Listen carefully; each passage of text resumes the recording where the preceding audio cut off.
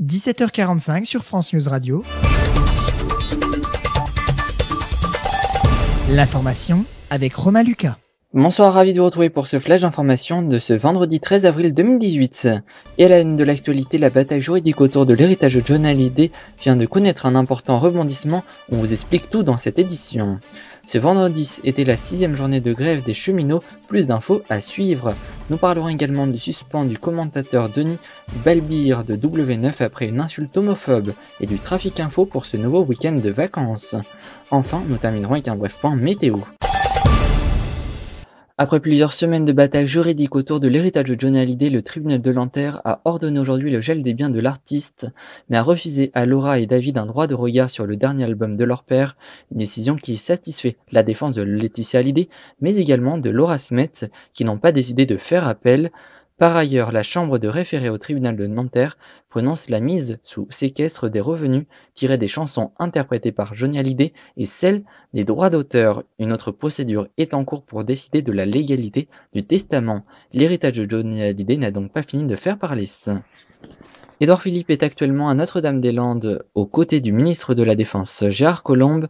Il rencontre les différentes autorités sur place alors que les évacuations de la ZAD sont en cours depuis 4 jours déjà. Trafic de nouveau perturbé sur les rails pour la 6e journée de grève des cheminots. La direction de la SNCF prévoyait que seul un TGV et un TER sur 3 circuleront, ainsi que 2 Transiliens sur 5 et un Intercité sur 5.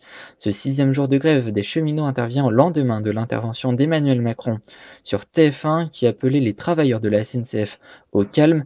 Une nouvelle journée de grève aura lieu demain alors que les départs des vacances pour les zones A et C auront lieu. La SNCF prévoit un trafic quasiment identique à cette journée de vendredi. En bref, dans l'actualité internationale, nouvelle journée de tension à Gaza, 30 manifestants palestiniens ont été blessés par des tirs de l'armée israélienne à la frontière. Retour en France où la chaîne W9 a annoncé la suspension de Denis Balbir à titre conservatoire suite à une insulte homophobe réalisée hors antenne hier soir suite au match opposant OM à RB Leipzig.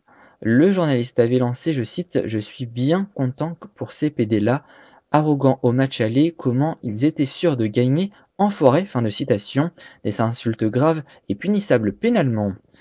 À présent, faisons un point sur les conditions du trafic pour ce week-end de vacances pour les zones A et C.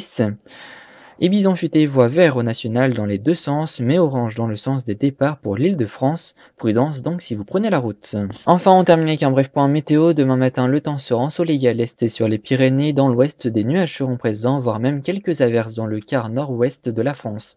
Les températures iront de 1 à 18 degrés. L'après-midi, le beau temps restera sur les frontières de l'est, le pourtour méditerranéen et les Pyrénées en gagnant du terrain sur la Bretagne, mais des averses et des orages viendront perturber ce samedi après-midi pour les régions allant des Flandres au pays de Loire en passant par la Normandie.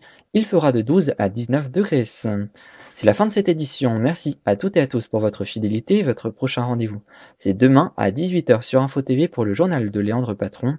Pour ma part, j'aurai grand plaisir à vous retrouver mercredi à 15h pour Top Conso, ainsi que vendredi prochain pour un nouveau Flash Info. Passez une excellente soirée et un très bon week-end à mercredi.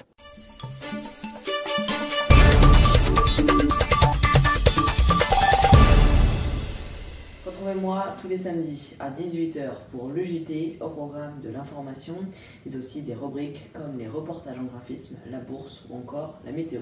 Le JT, c'est votre rendez-vous d'information tous les samedis à 18h, présenté par Léandre Patron.